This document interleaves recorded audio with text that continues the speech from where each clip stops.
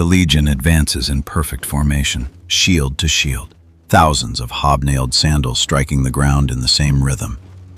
This machine crushed Carthage, conquered Gaul, and beheaded kingdoms from Spain to Egypt. Now picture the one enemy that stopped it. Not with more men, not with heavier armor, with a single weapon, effective enough that Rome had to redesign its own armor just to survive it. The Thracian Peltast. His weapon was called the Rhomphaia, and because of it, even Rome's legions were afraid of these hills.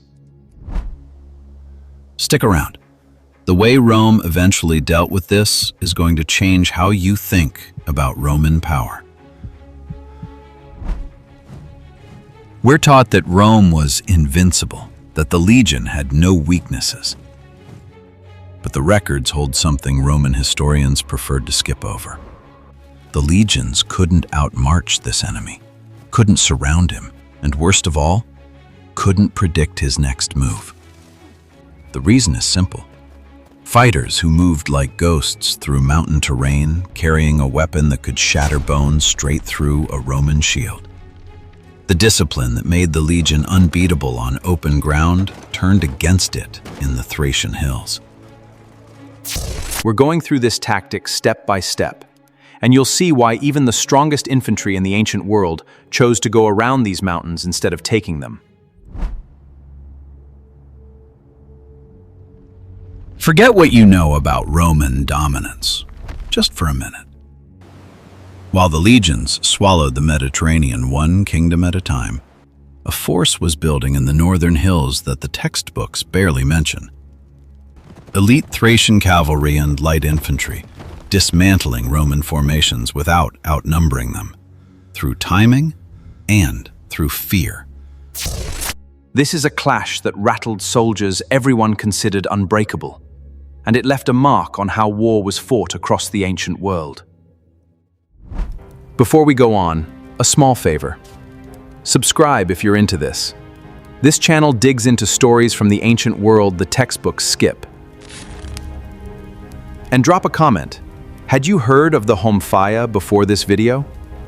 I'm genuinely curious. The Testudo, the famous tortoise formation. A wall of shields overhead and on every side. Nothing gets through, not an arrow, not a spear. A symbol of Roman discipline. Now put that formation on a steep, brush-covered hillside. No flat ground to march on, no clear sight lines. Any turn could hide an ambush. Here, the formation that won battles in Gaul and Spain turns into a slow, heavy target. The Thracian fighters don't engage head-on. They hit a flank, disappear into the trees, then show up again a mile away. Hit and run, not to kill fast, but to wear you down slowly. And here's the catch. The same heavy gear that makes a legionary almost untouchable in open combat, shield, mail, helmet, gladius, pilum, turns into dead weight in the mountains. Every extra pound of iron is one more step toward exhaustion. The psychological hit is probably the worst part. A soldier who trusts his formation completely suddenly watches the enemy just walk around it, not attack it, ignore it entirely, and strike exactly where nobody's looking. Let's talk about the weapon itself. The Rhomphaia, a curved, single-edged blade on a long shaft, somewhere between a sword and a scythe. That curve isn't decorative. It's built to clear the top edge of the Roman scutum. The legionary shield is tall and wide, covering the body from chin to thigh. Against a straight thrust, it's nearly perfect. But against a blade that comes down in an arc aimed at the neck or the exposed arms, the shield stops doing anything at all.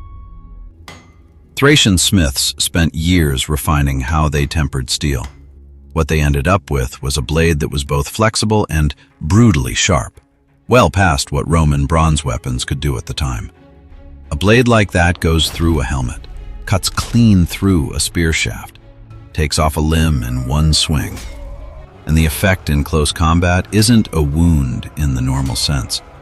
It's the kind of injury that breaks morale down an entire line of soldiers watching what just happened to the man next to them. Steel is only half of it, though. The Thracians understood something a lot of armies miss. Fear gets won before the first blow lands. War cries a superstitious Roman recruit had never heard before. Animal hide clothing that made a man look more like a beast than a soldier. For a young legionary pulled from home and dropped into unfamiliar mountains, this stopped looking like an ordinary enemy. It looked like something out of his grandmother's stories. The Peltasts worked from a specific playbook. First, they baited small strikes, a retreat that looked chaotic, tempting Roman commanders to chase what seemed like easy prey. Then the legion found itself inside a narrow mountain pass or dense forest, a kill zone picked out well in advance. That's when the heavy cavalry showed up to finish it. Night brought a different kind of fear. Sudden attacks in the dark cost the legions sleep, organization, even the chance to count their losses in daylight. A worn-out army is an army about to break. The Thracians knew that well.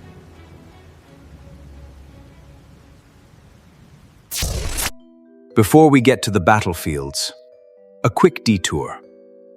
If this era pulls you in the way it pulls me in, check out my Etsy shop, Level 33 Artifacts.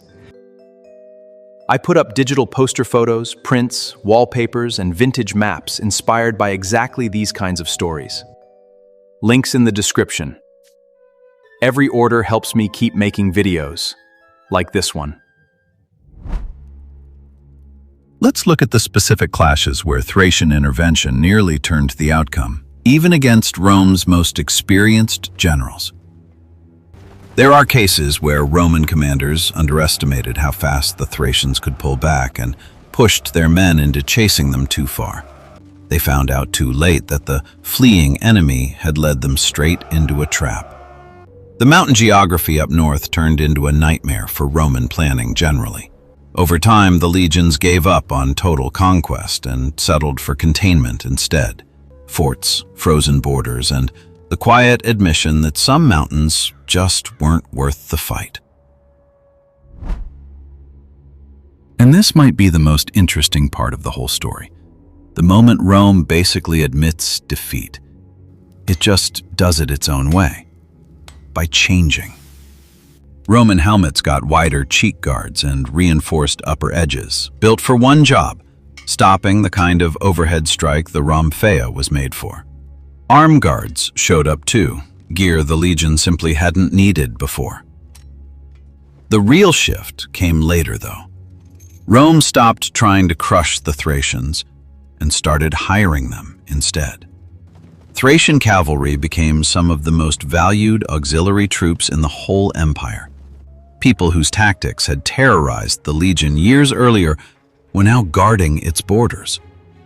It's hard to find a clearer example of an enemy who earned the respect of the people who conquered him.